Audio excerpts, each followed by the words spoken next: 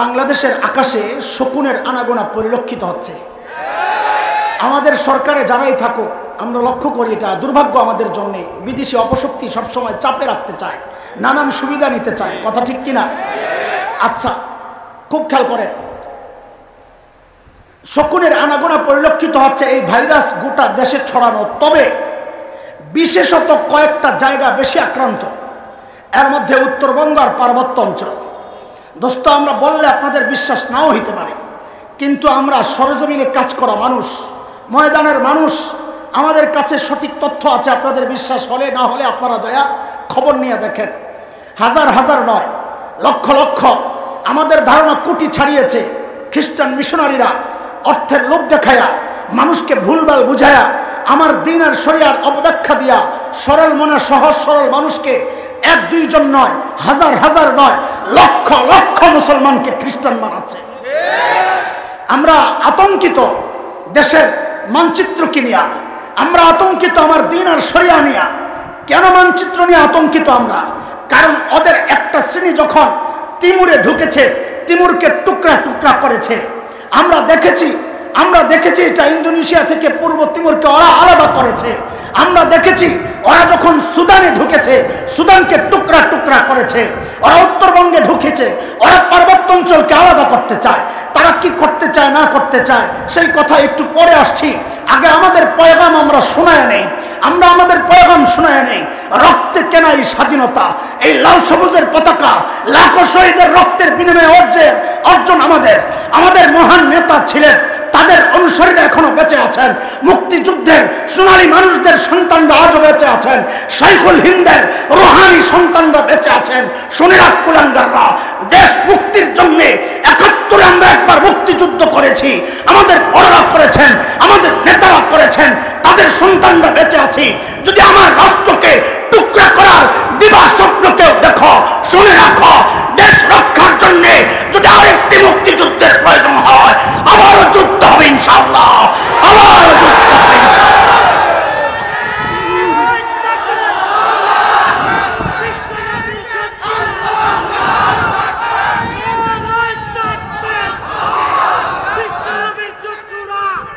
মুহতারাম হাজরিন, খেয়াল করেন, শুনেন, কয়েক বছর আগের ঘটনা, খুব হৃদয় দিয়ে বুঝার চেষ্টা করেন। কয়েক বছর আগের ঘটনা, আমরা গেলাম এক কাফেলা নিয়ে দিনাজপুর, দাওয়াতি কাফেলা, কোনো কাজ নাই। তখন আমি বয়ানের নাই, এই লাইনে তো নতুন, সবাই জানেন মোটামুটি। আমি শিক্ষক, আমার মূল কাজ পড়ানো। এখনো প্রতিদিন ক্লাস করাই, তারপরে রাতে বের হই। তো গেলাম মুরতাদদেরকে দাওয়াত দিয়া মুসলমান করার জন্য, এটাই কাজ। খ্রিস্টান মিশনারিরা পুলিশের কাছে যায় নালিশ করে। ঢাকা থেকে কিছু মৌলবী আসছে, ওদের মতিগতি ভালো না, মারামারি লাগতে পারে, রক্তারক্তি হইতে পারে।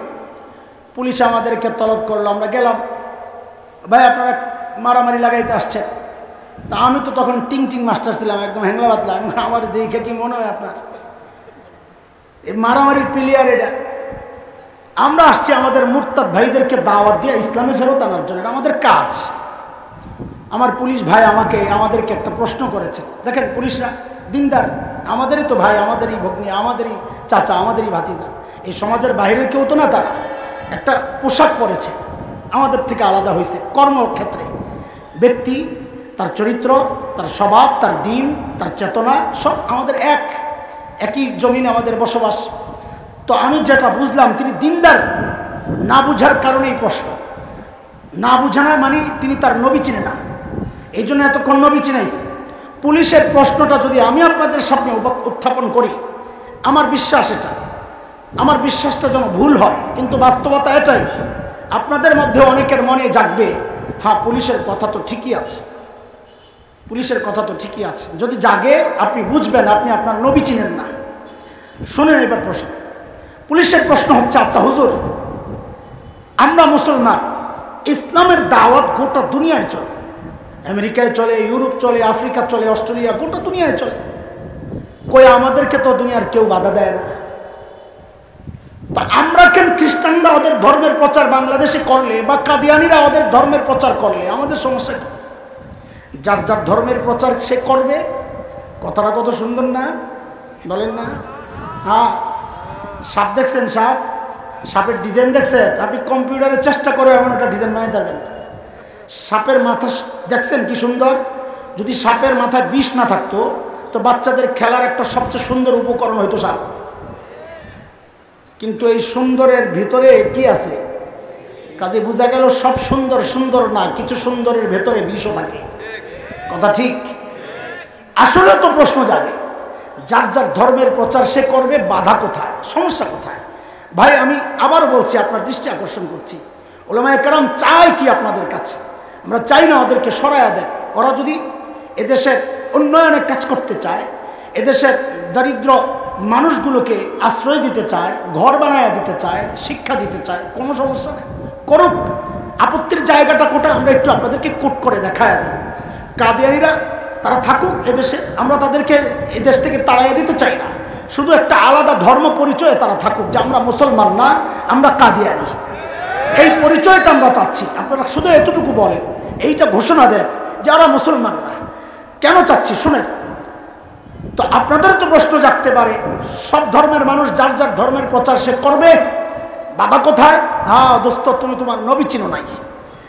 এই জন্য বলছি, শুনেন, খেয়াল করেন, কেন আমরা গোটা দুনিয়া ইসলামের প্রচার করতে পারি, কেন অন্য ধর্মের মানুষ বাংলাদেশে ওদের ধর্মের প্রচার করতে পারে না? এটা খুব ভালো করে বুঝেন, পরিষ্কার হন, অস্পষ্টতা রাখেন না, কারণ তাইলে বিরোধিতা করবেন আলেমদের। আগে একবার বলেছি কথাটা, আমার নবী হচ্ছেন, এই যে ভুল করছেন, আবার শুদ্ধ করে বলেন, আমার নবী হচ্ছেন, সবাই বলেন আমার নবী হচ্ছেন, হ্যাঁ, একমাত্র বিশ্বনবী মানে কি? একমাত্র বিশ্বনবী মানে কি? মানি বুঝেন, তিনটা অর্থ বলেন। কয় অর্থ? তিন অর্থ। নাম্বার ওয়ান, একমাত্র বিশ্বনবী মানে হচ্ছে আমার নবী, খুব ভালো করে ওলামায়ে কেরাম, আমার ভাইরা, একমাত্র বিশ্বনবী মানে হচ্ছে নবী দুনিয়ায় আসার আগ পর্যন্ত আল্লাহ যত নবী দুনিয়ায় পাঠাইছেন, সমস্ত নবীর টাইম ছিল ফিক্সড, টার্ম ছিল একটা নির্দিষ্ট, যে এই সময় পর্যন্ত আপনার নবুয়ত, এরপরে আপনার নবুয়ত শেষ। আমার নবী একমাত্র বিশ্বনবী যাকে আল্লাহ কোনো টাইম নির্দিষ্ট করে দেন নাই। বলেছেন খাতামুন নবিয়্যিন, আপনি সর্বশেষ নবী, আপনার পরে আর কেউ নবী হবে না, কিয়ামত পর্যন্ত কেউ নবী হওয়ার সুযোগ নাই। যদি কেউ দাবি করে সে মিথ্যাবাদী, সে কাযযাব, সে দাজ্জাল, সে ভণ্ড প্রতারক। এক নম্বর অর্থ কিসের? একমাত্র বিশ্বনবীর অর্থ, সব নবীর জন্য কি ছিল? টাইম নির্দিষ্ট ছিল, আমার নবীর কোনো টাইম নির্দিষ্ট নাই। দুই নম্বর অর্থ, আমার নবী দুনিয়ায় আসার আগ পর্যন্ত আল্লাহ যত নবী দুনিয়ায় পাঠাইছেন, সমস্ত নবীর অঞ্চল ছিল নির্ধারিত। কি ছিল? কি ছিল? এরিয়া। প্রমাণ কি? এই কথার প্রমাণ কি? আমি বললেই হবে। প্রমাণ হচ্ছে আজকের যে বিকৃত বাইবেল আছে ওদের হাতে, যাকে ওরা আসমানি কিতাব বলছে, অথচ আমরা জানি আসমানি কিতাব মূল কয়টা? এর মধ্যে বাইবেল নামক কোনো কিতাব আছে নাকি? তাওরাত, ইনজিল, জাবুর, কোরআন, চারটা কিতাব, বাইবেল নামক কোনো কিতাব না, এটা বানানো হাতের। ওই বিকৃত বাইবেলের মধ্যে হযরতে নবী ঈসা আলাইহিস সালাতু ওয়াস সালামের বক্তব্য আসছে। হযরতে নবী ঈসা বলেছেন, ওখানে আছে, খুলে দেখেন, যে আল্লাহ তাআলা আমাকে ফিলিস্তিনের একটা নির্দিষ্ট অঞ্চলের জন্য নবুয়ত দিয়ে পাঠাইছেন। আল্লাহ তাআলা সব নবীর কি কি নির্দিষ্ট করছেন? একটা খুব তথ্য শোনাই আপনাদেরকে, চমকপ্রদ তথ্য। আমি জানতাম না এটা, আমার মাথায় আসে না, এটা খেয়াল করি নাই। হযরতে নূহ আলাইহিস সালাতু ওয়াস সালামের বন্যা, এটা কি গোটা দুনিয়ায় হয়েছে? হ্যাঁ, তা আপনারা তো জানেন ভালো আমার চেয়ে। আমাদের দেশের একটা রত্ন আছে ভাই, অবশ্যই চিনবেন, অ্যাডভোকেট, মরহুম অ্যাডভোকেট রহমত আলী সাহেব, গাজীপুর শ্রীপুরের এমপি ছিলেন, মারা গেছেন। আমি ওনার একদম পরিবারের সদস্যের মতো, আমার বাবা, উনি খুব ক্লোজ মানুষ ছিলেন। আমার নাম হাসান জামিল, ওনার ছেলে ছোট জামিল হাসান, দুর্জয়, আব্বাই রাখছেন, একজনেরটা হাসান আগে, একজনেরটা জামিল আগে। ও জামিল হাসান, আমি হাসান জামিল। তো অ্যাডভোকেট রহমত আলী সাহেবের বড় ছেলে জাহিদ হাসান তাপস, বাংলাদেশের সোনার ছেলে, আমেরিকা থেকে পুরস্কার আসছে, প্রেসিডেন্ট পুরস্কার, আমাদের মরহুম প্রেসিডেন্ট আব্দুর রহমান ওই পুরস্কার গ্রহণ করেছেন বাবাকে দেওয়ার জন্য, সেরা বাবা অ্যাডভোকেট রহমত আলী সাহেব ওই পুরস্কার পেয়েছেন। আমাদের ওই তাপস ভাই আমার সাথে খুব ভালো সম্পর্ক, তিনি এখন অনেক বড় বিজ্ঞানী, এই সময়ে আমাদের এই মহাদেশের অন্যতম শ্রেষ্ঠ বিজ্ঞানী, এবং একটা আবিষ্কার তার নতুন, সেটা হচ্ছে ভারহীন কণা। একটা বৈজ্ঞানিক নাম, এটা আমরা বুঝবো না। ভারহীন কণা যেটা আবিষ্কার হয়ে প্রয়োগ শুরু হয়ে গেলে ইন্টারনেট সহ সমস্ত এই টেকনোলজির খরচ কমে যাবে, যেটা গত 80 বছর প্রায় গবেষণা চলছে, উদ্ধারের জন্য পারছিল না।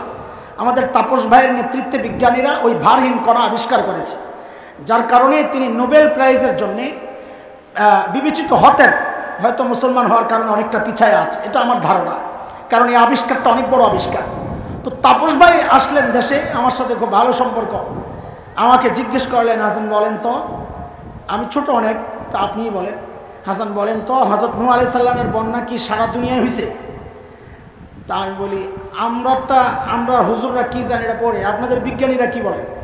বলে আমাদের গবেষণা সারা দুনিয়ায় বন্যা হয় নাই, আপনারা কি বলেন? আমি হঠাৎ চিন্তায় পড়ে গেলাম, পরে মাথায় আসছে, আমি বলি না সারা দুনিয়ায় হয়েছে বলে মনে হয় না। বলে মনে হয় না কেন? বলেন নিশ্চিত করে বলেন। আমাকে আপনি বলেন। তো তিনি বলছেন, যেহেতু তিনি ইসলাম নিয়ে অনেক পড়াশোনা করেন মাশাআল্লাহ, তো তিনি এই কথাটা বলেছেন, ভাই আমাদেরও গবেষণা সারা দুনিয়ায় বন্যা হয় নাই, আর এটা ইসলামও বলে না। কেন? কারণ আল্লাহ তাআলা নবী নূহ আলাইহিস সালামকে সারা দুনিয়ার নবী বানায় এত পাঠান নাই, একটা নির্দিষ্ট অঞ্চলের জন্য তিনি নবুয়ত পাইছেন। তাহলে একমাত্র বিশ্বনবীর দ্বিতীয় অর্থ, আল্লাহ সমস্ত নবীকে পাঠাইছেন একটা নির্দিষ্ট অঞ্চলের জন্য।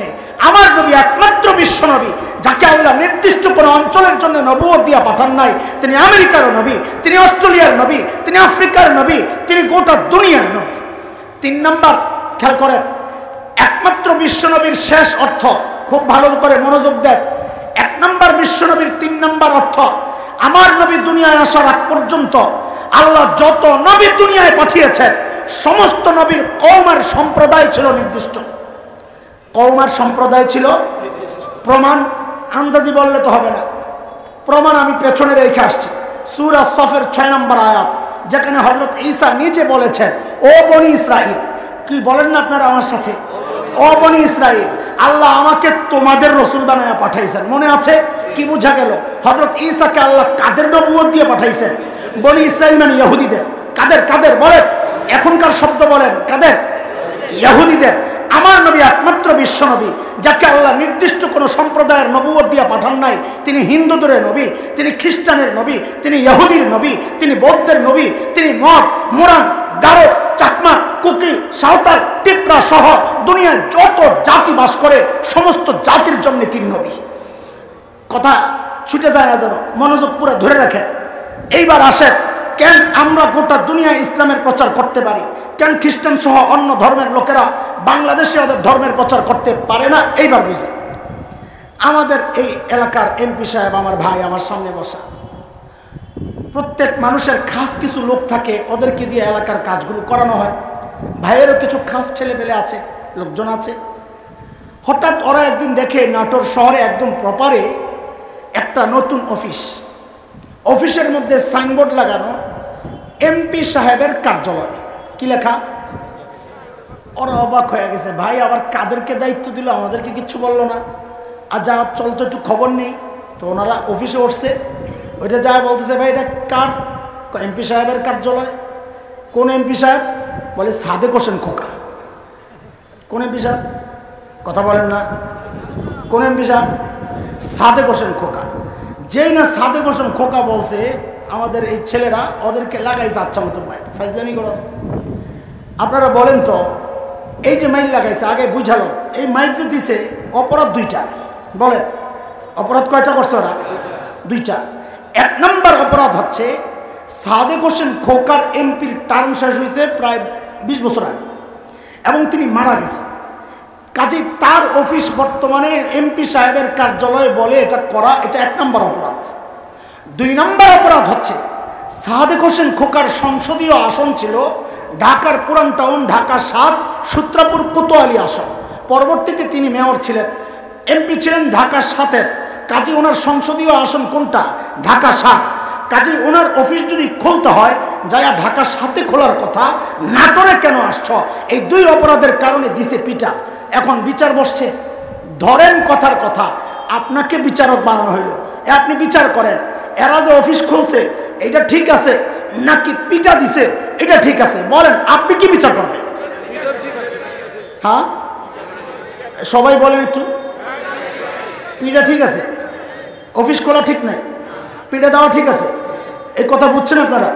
ঠিক আছে, মাশাআল্লাহ। তাহলে তো আপনাদেরকে বোঝানো সহজ। তাহলে খ্রিস্টানরা বাংলাদেশে ওদের ধর্মের প্রচার কইরা অপরাধ একটা করছে না তো, দুইটা করছে না তো, তিনটা অপরাধ করছে। খেয়াল করেন, 1 নম্বর অপরাধ, হযরত ঈসা আলাইহিস সালামের নবুয়তের টার্ম তো সাদেক হোসেন খোকার মতো 15-20 বছর আগে শেষ হয় নাই, 1500 বছর আগে শেষ হয়েছে। 15 বছর আগে সংসদীয় আসন তার এমপিগিরি 15 বছর আগে শেষ হওয়ার কারণে যদি ওদেরকে 15টা পিড়া দিতে হয় তাহলে 1500 বছর আগের ধর্মের প্রচার যারা করতে চায় ওদের তো কমপক্ষে 1500 পিড়া দেওয়া দরকার। কথা ঠিক কিনা? আমরা দিতে বলছি না, আমি বলছি যে বাস্তবতা, যৌক্তিকতা। 1 নম্বর অপরাধ। 2 নম্বর অপরাধ হচ্ছে হযরত ঈসা আলাইহিস সালামকে আল্লাহ তাআলা বাংলাদেশের এই অঞ্চলের জন্য তো নবুয়ত দিয়া পাঠান নাই, তাকে আল্লাহ তাআলা নিজে বলেছেন আল্লাহ নবুয়ত দিয়েছেন ফিলিস্তিনের নির্দিষ্ট অঞ্চলের জন্য। তার মানে হচ্ছে ইসরায়েলের জন্য অফিস খুলতে হয়, হতভাগা পোড়া কপাল যায় ইসরায়েলে খোল, বাংলাদেশে কেন আসছস? অপরাধ হইল 2 নম্বর অপরাধ। 3 নম্বর অপরাধ হচ্ছে হযরত ঈসাকে আল্লাহ মুসলমানদের নবুয়ত দিয়া তো পাঠান নাই, তিনি নিজে বলেছেন ইয়া বনি ইসরাইল ইন্নী রাসূলুল্লাহি ইলাইকুম, ও বনি ইসরাইল আল্লাহ আমাকে তোমাদের রাসূল বানায়া পাঠাইছেন। তার মানে হচ্ছে হযরত ঈসাকে আল্লাহ ইহুদিদের নবুয়ত দিয়ে পাঠাইছেন। দাওয়াত যদি দিতে হয়, খ্রিস্ট ধর্মের দাওয়াত যদি দিতে হয়, যায়া ইহুদিদেরকে দে, মুসলমানদেরকে কেন দিতে আসস? এই জন্য আমরা বলি ওদেরকে তাড়ানোর দরকার নাই, আপনারা ওদেরকে নিয়ন্ত্রণ করেন, ওরা সমাজসেবামূলক কাজ করুক, আমাদের কোনো আপত্তি নাই। কিন্তু যদি আমার মানচিত্র টুকরা করার চিন্তা করে, আমার ভাইদেরকে খ্রিস্টান বানানোর অপতৎপরতা যদি চালায়, আমরা কিন্তু ধৈর্যের সীমা যদি শেষ হয়ে যায়, দেয়ালে যদি পিঠ থেকে যায়, যদি দেখি মানচিত্র টুকরা করার চেষ্টা চলছে, আমার এই সোনার দেশ ইঞ্চি ইঞ্চি মাটি আমার কাছে সোনার চেয়ে খাঁটি, এই ইঞ্চি ইঞ্চি জমিন রক্ষার জন্য যদি বুকের তাজা রক্ত ঢালতে হয়, আমরা রক্ত দিতে প্রস্তুত ইনশাআল্লাহ, রক্ত দিতে প্রস্তুত ইনশাআল্লাহ। নির্দিষ্ট নাই, তিনি তো একমাত্র বিশ্বনবী। ইসলামের দাওয়াত কিয়ামত পর্যন্ত চলবে। কেন ইসলামের দাওয়াত হিন্দুর কাছে চলে, কেন ইহুদি খ্রিস্টানের কাছে চলে? বলে আরে কেন চলবে না? আমার নবী তো একমাত্র বিশ্বনবী, তার দাওয়াত সব ধর্মের মানুষের কাছে চলবে। কেন আমেরিকায় চলে, কেন ইউরোপে চলে? আরে কেন চলবে না? আমার নবী তো একমাত্র বিশ্বনবী, তিনি আমেরিকার নবী, তিনি রাশিয়ার নবী, তিনি চীনের নবী, তিনি আফ্রিকার নবী, তিনি গোটা দুনিয়ার নবী। ইসলামের দাওয়াত কিয়ামত পর্যন্ত গোটা দুনিয়ায় চলবে, সব ধর্মের কাছে চলবে। অন্য ধর্মের দাওয়াত নৈতিকভাবে চলতে পারে না, চলতে পারে না, চলতে পারে না। আপনাদের কাছে আমরা এইটাই চাই, ওদের কার্যক্রম চলুক, আমাদের কোনো আপত্তি নাই, কিন্তু ওদের পরিষ্কার, ওদের পরিচয় ওরা পরিষ্কার করুক। ওরা কি এদেশের সেবা করতে আসছে নাকি তাদের পূর্বপুরুষ লাল কুত্তাদের মতো দেশ দখল করতে আসছে? আমরা দেখেছি ইংরেজরা আমাদের পূর্বপুরুষের সময় যখন আসছে, আমাদের দেশের মানুষের পায়ের মধ্যে গলায় গোলামীর জিঞ্জির পরায় দিছিল। কিন্তু আমরা ওদের ইতিহাস ভুলি নাই, ওরা আমাদের ইতিহাস ভুলে গেছে। আমাদের ইতিহাস হচ্ছে আমাদের বড়দের রক্ত যখন এই জমিন স্পর্শ করেছে, ওই ব্রিটিশ লাল কুত্তারা পালাতে বাধ্য হয়েছে, ওরাও এটা ভুলে গেছে। ওদেরকে মনে করায়া দেন আপনারা, এই জাতি বহুত কঠিন জাতি, এই জাতি বুলেট বোমা ভয় পায় না, এই জাতি কেবল ভয় পায় আল্লাহকে, এই জাতি আমেরিকাকে ভয় পায় না। আমাদের ভাইরা তালেবানরা দেখাইছে, আমরা নেটো ভয় পাই না, আমেরিকা ভয় পাই না। আমেরিকা পাও ধরে মারছে, সবস্ত্র রেখে গোলামীর জিঞ্জির গলায় লিয়া কুত্তার মতো পালাতে বাধ্য হয়েছে, কুত্তার মতো পালাতে বাধ্য হয়েছে। কারণ যাদের হৃদয়ে আল্লাহর ভয়, তাদেরকে পরাজিত করে এমন করে শক্তি দুনিয়ায় জন্মায় নাই, জন্মাবে না। আজকের এই ইসলামী মহাসম্মেলন থেকে আমরা এই ডাক দিচ্ছি, সকল অপতৎপরতা বন্ধ করো। আমরা আমাদের সাথে তাদের সাথে সুসম্পর্ক রেখেই চলতে চাই। এদেশের মানুষ অসাম্প্রদায়িক চেতনা লালন করে, এর মানে এটা না কেউ আমার পায়ে পাড়া দিবে আমি চুপচাপ থাকবো। আমরা হাটাজারি মাদ্রাসাকে উদাহরণ হিসাবে পেশ করি। হাটাজারি মাদ্রাসার পাশে ওই হাটাজারি অঞ্চলের সর্ববৃহৎ মন্দির দাঁড়ায় আছে। পাশাপাশি আজ পর্যন্ত সাম্প্রদায়িক ঝগড়াঝাটি মারামারির কোনো নজির নাই। এটাই বাংলাদেশ, এটাই বাংলাদেশ। আমরা ধর্মের প্রতিষ্ঠানগুলোতে আলাদা আলাদা ঢুকি, কিন্তু আমরা বাজারে যাই একসাথে, আমরা নির্বাচনী মাঠে একসাথে, আমরা দেশ রক্ষার আন্দোলনে একসাথে। এদেশের স্বাধীনতার জন্য হিন্দু যেমন মুসলমান যেমন রক্ত দিয়েছে বৌদ্ধ, রক্ত দিয়েছে মগ, রক্ত দিয়েছে মোরান, কুকিল, সাঁওতাল, টিপরারা, রক্ত দিয়েছে আমার হিন্দু ভাইরা। কাজে এদেশের স্বাধীনতা রক্ষায়ও আমরা এক থাকবো ইনশাল্লাহ। আমরা ঝগড়া চাই না, মারামারি চাই না, কাটাকাটি চাই না, বিশৃঙ্খলা চাই না, সন্ত্রাসী তৎপরতা কেউ চালাক এটাও চাই না। আপনাদের কাছে আমাদের চাওয়া হচ্ছে প্রত্যেকে নিজেদের পরিচয় প্রকাশ করে কাজ করুক, প্রত্যেকে নিজেদের পরিচয় প্রকাশ করে কাজ করুক। কাদিয়ানীরা কাফের, এই পরিচয়ে কোনো গোপনীয়তা নাই।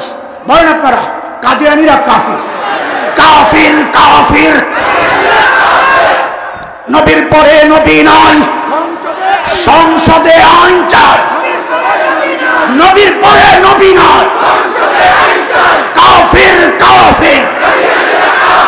কাদিয়ানীরা কাফির, নবীর পরে নবী নয়, সংসদে আইন চাই।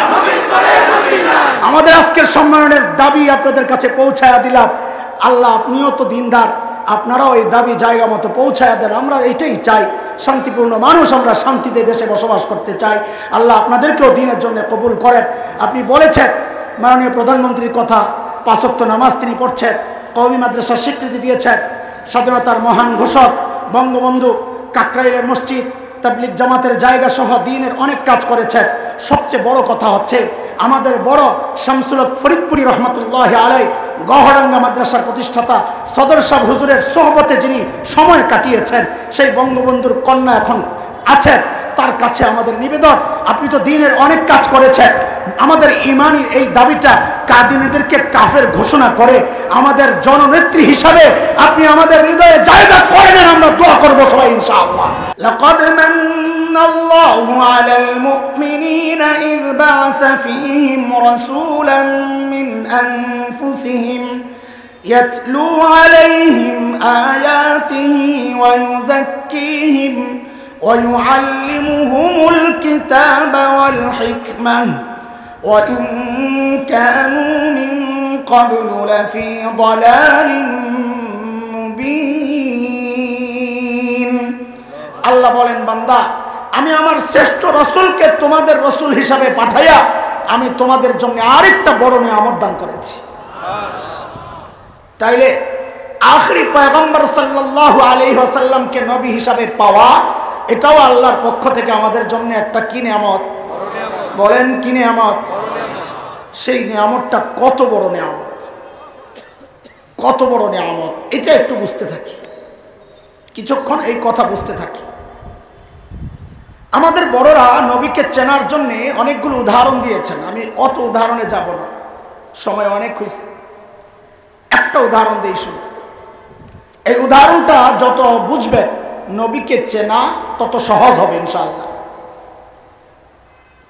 একজন বাবা অঢেল সম্পদের মালিক, অঢেল তো বুঝেন, নিজেও জানে না কত সম্পদ, এত সম্পদের মালিক সে। একটু বুঝে শুনে বলেন তো, এই লোক ঠান্ডা না গরম?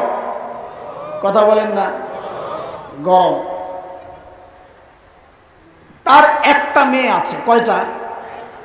মেয়েরা এমনি বাবার সাথে একটু বেশি আহ্লাদ করে, বাবাও মেয়েদেরকে একটু আদর বেশি দেখান, করেন না? করেন সমান। পোলাপাইন চাই আমার বাবারে ধরো না, যে আমার বোনরে বেশি আদর করো, হুজুর কইছে। মেয়েকে আদর বেশি দেখান, কারণ তুমি তো বাইরে থাকো, কত জায়গায় আদর পাও, অত পায় না। তুমি তো শ্বশুর বাড়িতে যাই আর শ্বশুর শাশুড়িরে জ্বালাইবা আর আদর পাইবা, ইচ্ছা করে হোক বাধ্যতামূলক হোক, কিন্তু অত শ্বশুর বাড়িতে যায় আর শাশুড়ি আর ননদের গুতা খাইব। এই জন্য আদর যা করার বাবা আগের থেকে করে দেন, মা করে দেন, বাবা একটু বেশি দেখা। তো ওই অঢেল সম্পদের মালিক বাবার একটাই মেয়ে, বলেন তো আদর আহ্লাদ অন্যদের তুলনায় কম না বেশি? বেশি হওয়ার দুই কারণ, এক হলো টাকাওয়ালা বাবা আর এক হলো একমাত্র কন্যা। ঘটনাচক্রে মেয়েটা খুব সুন্দরী। এখন বলতো বলাবেন গরম বাড়ছে না কমছে? এই বাপের গরম বাড়ছে না কমছে? ছোট্ট বাচ্চা যারা আছে, বাচ্চা মানে আমাদের সন্তান তুল্য যারা, তোমরা একটু কথা বইলো, বুড়ারা শুনুক। বলো গরম বাড়ছে না কমছে? কত গরম? 440। বলো আমার সাথে শব্দটা বলো, কত গরম? 440 লাইন। এটা মনে রাখবা, আমি জিজ্ঞেস করব কোন বাবা, তো বলবা 440 বাবা, মনে থাকবে ইনশাআল্লাহ। হ্যাঁ, এই মেয়ের বিয়ে সময় হয়েছে, বিয়ের উপযুক্ত হয়েছে, বড় হয়েছে। তো এক লোক আসছে বিয়ের প্রস্তাব নিয়ে, যে ভাই আপনার মেয়ে তো বড় হয়েছে, একটা ভালো ছেলে আছে, প্রস্তাব নিয়ে আসছে। তো মেয়ের বাবা জিজ্ঞেস করে, কোন বাবা? 440। সাবাস। মেয়ের বাবা জিজ্ঞেস করে, আপনি কে? প্রস্তাব নিয়ে আসছেন ঘটক ভাই, আপনি কে? তো ঘটক বলে, আমি ছেলের খালু হই। কি হই? যেই না বলছে খালু হই, এমন খেপা খেপছে বেটা। কারণ কি বেটা? কি 440? হয় মিয়া, মাইয়ারে সস্তা পাইছে? আমাকে ঢাকায় কথা কইতেছে, একটু বুঝালো। আমার মাইয়ারে সস্তা পাইছেন নিয়া, খালু হয়েছেন প্রস্তাব লইয়া। তো জিজ্ঞেস করতে, ভাই কে আসবে? পোলার বাপ রে বা খান করে। ভাই চেতন কেন? কইলি তো হয়। ভাইরার কাছে দৌড়ে গেছে, ভাইরে তোমার ছেলের প্রস্তাব তুমি লইয়া যাও, এই বেটা তো 440। ছেলের বাপ আসছে, খুব খেয়াল করেন, যত বুঝবেন নবী চেনা সহজ হবে। আমি আগে বলছি, ফালতু কথা মনে করেন না। ছেলের বাপ আসছে, ভাই আমি সেই ছেলের বাপ, বিয়ের প্রস্তাব নিয়ে আসছে। আচ্ছা বলেন তো, আপনাদের এলাকায় মেয়ে বিয়ে দেওয়ার সময় খোঁজ খবর লয় কি লয় না? তো এই বাবা, কোন বাবা? উনি খবর কম নিবেন না বেশি নিবেন? সব নেওয়া শুরু করছে। ছেলের নাম, মায়ের নাম, বাপের নাম, দাদার নাম, বংশ, ভাষা, এলাকা, বন্ধু বান্ধব, চেহারা কেমন, নাক কেমন, না যা আছে সব নিয়ে পছন্দ তো হয়েছে। এখন বিয়ে দিবে, মেয়েকে বিদায় দেওয়ার সময় একটু বলেন তো বুঝে শুনে, শাড়ি কিনবে তো দামি না কম দামি? কারণ ওর টাকার অভাব নাই। সাবাস, ওর টাকার অভাব নাই, খরচের জায়গা নেই। টাকার অভাব নাই, খরচের। তো শাড়ি কিনে তো সেরা শাড়িটা কিনে, গয়না কিনে তো সেরাটাই কিনে, প্রসাধনী কিনে তো সেরাটাই কিনে, যা কিনে সব সেরা সেরা জিনিস দিয়া মেয়েকে সাজাইয়া তারপরে শ্বশুর বাড়িতে বিদায় দেয়। এই কথা বুঝছেন নি? যা বলছি ঠিক আছে নি? তো এইবার শোনেন, আল্লাহ তাআলা প্রিয় হাবিব সাল্লাল্লাহু আলাইহি ওয়াসাল্লামকে, ওই 440 বাবা তার মেয়েকে যতটা ভালোবাসেন, আল্লাহ আমার হাবিব সাল্লাল্লাহু আলাইহি ওয়াসাল্লামকে তার চেয়ে হাজার কোটি গুণ বেশি মহব্বত করেন। আল্লাহ তাআলাও আমার নবীকে ঠিক দুনিয়ায় পাঠানোর সময় দুনিয়ার সব সেরা সেরা জিনিস দিয়া সাজাইয়া তারপরে দুনিয়ায় পাঠাইছে। কেমনে? এবার একটু শুনতে থাকি। সর্বপ্রথম হচ্ছে প্রস্তাবের ব্যাপার। আল্লাহর সিদ্ধান্ত, আমার হাবিবের দাম আছে, আমি ফ্রিতে পাঠাবো না। কারণ দুনিয়ার মানুষের নেচার হচ্ছে, যেই জিনিস সহজে পায় তার মূল্য দিতে চায় না। যেটা অর্জন করা যত কষ্টের, তার মূল্য তত বেশি হয়। আল্লাহরও সিদ্ধান্ত, আমার হাবিবকে আমি দুনিয়ায় ফ্রি পাঠাবো না। বলে কেমনি পাঠাবেন? বলে প্রস্তাব দিয়ে নেওয়া লাগবে। বলে প্রস্তাব কে দিবে? বলে খালু মানুষ হবো না, মনে আছে তো? কে দেওয়া লাগবে? ছেলের বাপ। বলেন প্রস্তাব কে দেওয়া লাগবে? ছেলের বাপকে। খলিল ইব্রাহিম আলাইহিস সালাম, মিল্লাতা আবিকুম ইব্রাহিম ওয়া সাম্মাকুমুল মুসলিমিন।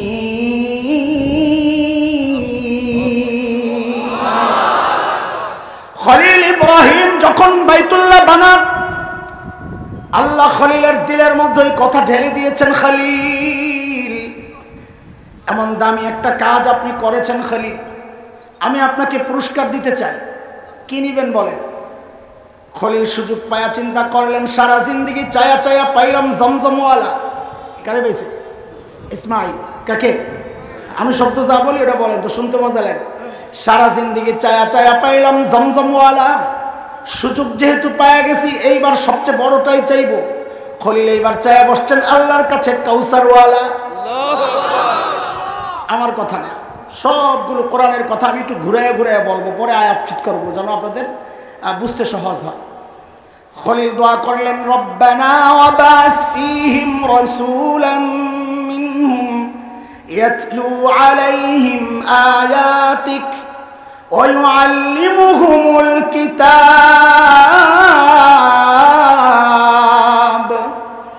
ওয়ায়ুআল্লিমুহুমুল কিতাবা ওয়াল হিকমাতা ওয়ায়ুযাক্কিহিম ইন্নাকা আনতাল আজিজুল হাকীম। বলেন চিল্লায়া দরখাস্ত পাঠাইলেন কে? খলিলুল্লাহ। বলেন আমার সাথে, বলেন আমার সাথে, বলেন দরখাস্ত পাঠাইলেন কে? আবার দরখাস্ত পাঠাইলেন কে? পাশে কিন্তু বসা ইসমাইল জাবিহুল্লাহ। কে কে কে? ইসমাইল জাবিহুল্লাহ দরখাস্তের মধ্যে আমিন বইলা সুপারিশ লাগাইয়া দিছে। তো এবার মিলায়া মিলায়া বলেন দরখাস্ত পাঠাইলেন কে? খলিলুল্লাহ। খালি বলেন খলিলুল্লাহ। বলেন সুপারিশ করলেন কে? জাবিহুল্লাহ। যেই অফিসে বসে বসে কারবার চলছে, অফিসের নাম বাইতুল্লাহ। অফিসের নাম কি? তো বলেন আবার দরখাস্ত পাঠাইলেন কে?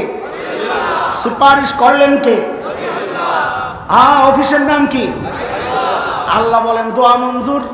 খলিলুল্লাহ দরখাস্ত পাঠাইছেন বাইতুল্লাহ বসে, জবিহুল্লাহ সুপারিশ করেছেন, দোয়া মঞ্জুর, দোয়া মঞ্জুর, আমিও পাঠায় দিচ্ছি হাবিবুল্লাহ। নবী যান, আপনার বাপ চাইছে, আপনার এই প্রস্তাব দিয়েছে, যান আপনি দুনিয়ায়। একটু দাঁড়ান, একটু দাঁড়ান, একটু পরে যান। কেন বুঝেন, আগে বুঝেন তারপরে সামনে যাই। মাহফিলে প্রধান বক্তা আসার আগে অনেক সময় একটু লেট হয়, জ্যামে আটকায় গেছে। 10টায় টাইম আসার আগের বক্তাকে বলে দেওয়া আছে 10টা পর্যন্ত আপনার টাইম। তো উনি ওইভাবে বয়ানকে ফিনিশিং নিয়ে নিছেন 10টার মধ্যে। এর মধ্যেই প্রধান বক্তা ফোন দিছে, খবিরউদ্দিন ভাই আমি তো একটু আটকায় গেছি, আরো 10-15 মিনিট লাগতে পারে। খবির ভাই তাড়াতাড়ি ফোন দিছে স্টেজে রেজাউল করিম ভাইরে, ও ভাই তাড়াতাড়ি একটু বক্তারে বলেন 10টা মিনিট চালায় নিতে। ভাই যত বড় বক্তা হোক, ফিনিশিং দেওয়ার পর যদি বলে 10টা মিনিট চালায় এলেন, মেজাজটা এমন খারাপ হয়ে যাবে।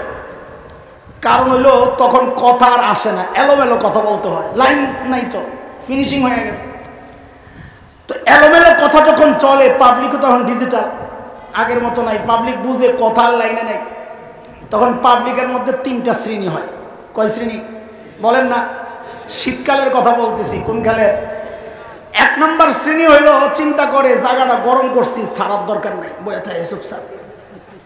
আরেক শ্রেণী হইলো ডায়াবেটিস গ্রুপ, ওরা চিন্তা করে, ওনারা চিন্তা করে যে প্রধান বক্তা আসবে, কতক্ষণ বয়ান করে আল্লাহ জানে, আরো বিপদ না বাড়ে, আমার একটু সাফসুফ করে আসি।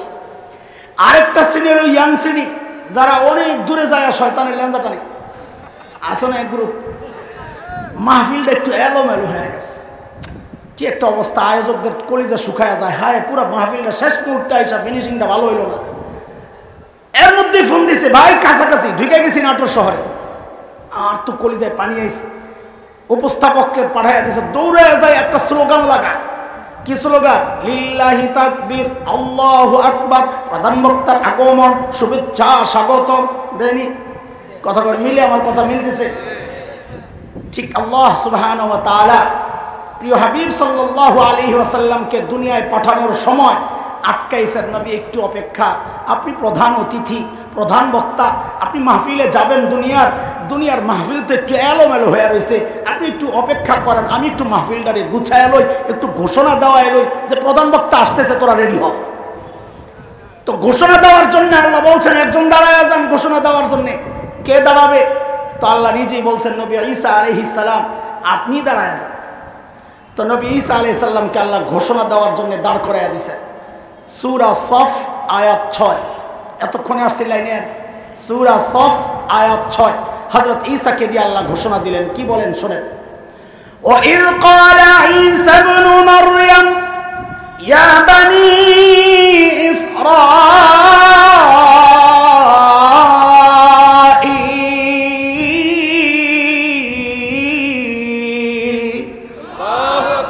ইন্নী রাসূলুল্লাহি ইলাইকুম মুসাদ্দিকান লিমা বাইনা ইয়াদাইয়া মিনাত তাওরাহ ওয়া মুবাশশিরান বিরাসূল ইয়াতি মিন বা'দি ইসমুহু আহমদ। ঘোষণা কে দিলেন? সবাই বলা লাগবে, বলেন সবাই। আচ্ছা, এই পর্যন্ত কথা গিট্টু লাগান, পরে গিট্টু খুলবো ইনশাআল্লাহ। চলেন আরেক জায়গায় যাই। ওই যে বাজার করতেছি মনে আছে না? চলেন আরেক জায়গায় যাই। হযরত ঈসা আলাইহিস সালাম কিয়ামতের আগে আবার আসবেন কিনা? আসবেন। বুঝলেন, আপনাদের এই এলাকার ঝামেলাগুলো আস্তে আস্তে আগাইতেছি। আসবেন আবার? কেন আসবেন বলেন, যা জানেন বলেন। আখেরি পয়গম্বরের উম্মত হিসাবে না? আপনারা একটা বলেন, আমি আরেকটা বলবো না। আখেরি পয়গম্বরের ওলামায়ে কেরাম শোনেন, এলাকার তরুণ আলেমরা, ভাই তোমরাও শোনো। এগুলা আমাদের অনেক গিট্টু লেগে যায়, গিট্টু খোলা আমাদের কাজ।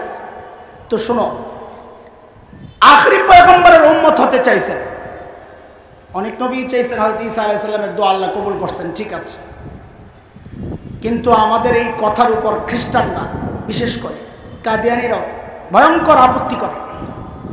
কি আপত্তি? আপত্তি আপনারও লাগবে।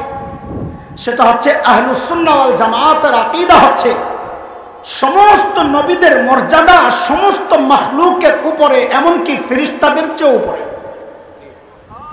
সেখানে একজন নবী হযরত ঈসা আলাইহিস সালাতু ওয়াস সালাম, তিনি কেন উম্মত হতে চাইবেন? তাকে আল্লাহ সর্বোচ্চ মর্যাদা দিয়েছেন, তিনি নিচে নামতে চাইবেন কেন? ধরেন, আমি এই এলাকার একজন কমিশনারের খুব প্রশংসা করতেছি। এর মধ্যে আমার ভাই বললেন, এলাকার কমিশনারের এত প্রশংসা চলতেছে, মাননীয় নেত্রী প্রধানমন্ত্রী, মাননীয় প্রধানমন্ত্রীকে বললেন, ম্যাডাম আমি এলাকার কমিশনার হতে চাই। তো মানুষ কি বলবে? আর মাথা ঠিক আছে বলবে? বলেন না, আপনারা বলেন না, ভয় পায় না। আমি তো উদাহরণ দিতেছি, এখন আমার নগদে যেই উদাহরণ আছে এটা বুঝাইতেছি। বলেন আপনারা কি বলবে? উনি সুস্থ না অসুস্থ? তো তোমাকে দিলাম উঁচু মর্যাদা, তুমি নিচে নামতে চাচ্ছ কেন? ঠিক কাহিনী তো এখানে তাই হয়েছে। হযরত ঈসা আলাইহিস সালাম নবুয়তের মর্যাদা পাইছেন, পায়া তিনি উম্মত হতে চাচ্ছেন কেন? এই প্রশ্ন জাগে। আরে ভাই, আপনাদের জবাবটার মধ্যে প্রশ্ন আসে, ওই জবাবের উত্তর দেওয়ার জন্য আমি আসছি। আমি বলবো আরেকটা, হযরত ঈসা আবার কেন আসবেন আমি বলবো আরেকটা। আপনারা যারা জানতেন ওর উপর আপত্তি আসে, জবাব শুনে দেখেন। আমরা ঢাকার মানুষ, আমরা বিরিয়ানি পাগল। বসছে তো টেবিলের মধ্যে ডিশ পেশ করা হয়েছে, গরম বিরিয়ানি, ধোয়া উঠতেছে, গরম মশলা গ্রান হয়, কিন্তু গরমের কারণে হাতও দিতে পারতেছে না, একটু অপেক্ষা করছে। এর মধ্যে এই হোটেল বয় ও আসছে, এসে বলতেছে, এক্সকিউজ মি স্যার। কি সে?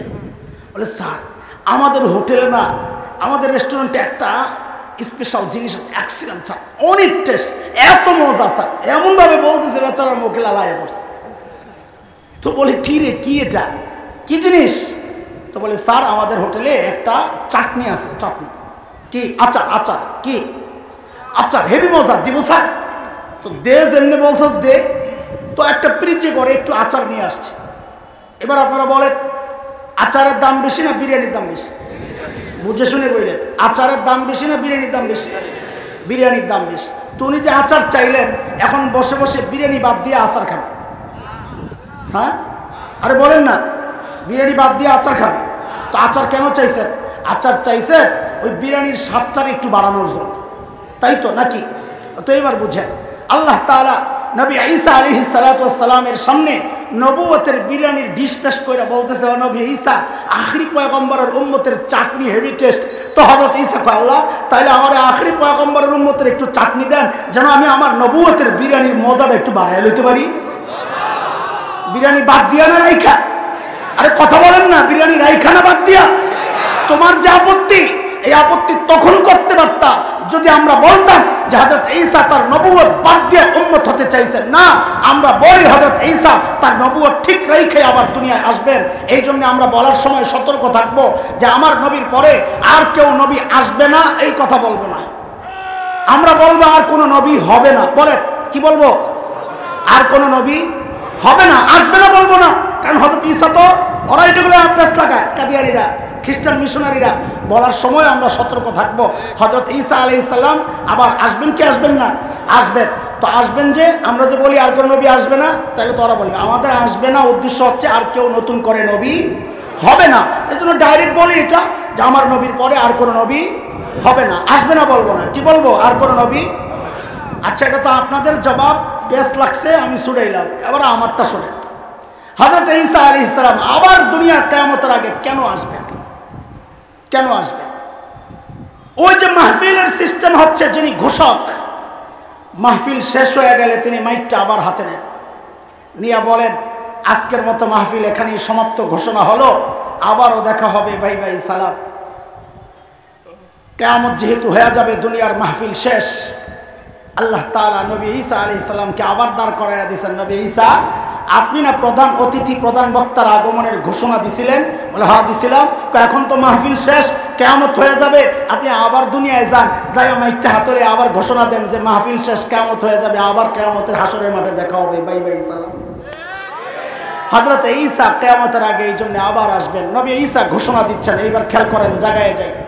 ও ইয ক্বালা ঈসা ইবনু মারইয়াম ইয়া বানি